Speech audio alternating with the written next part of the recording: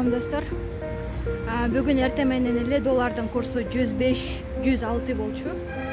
Ал эми түштөн кийин бүгүн 16 март түштөн кийин 103-104кө түшүптүр.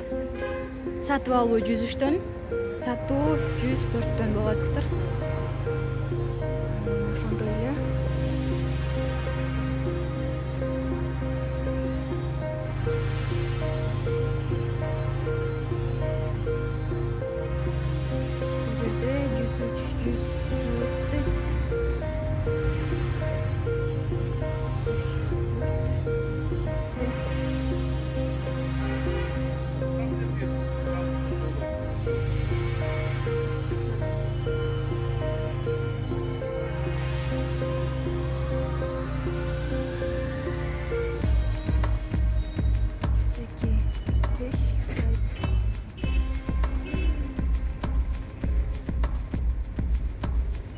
Бул жолду бардык жерде эле доллардын курсу бирдей эле санада экен.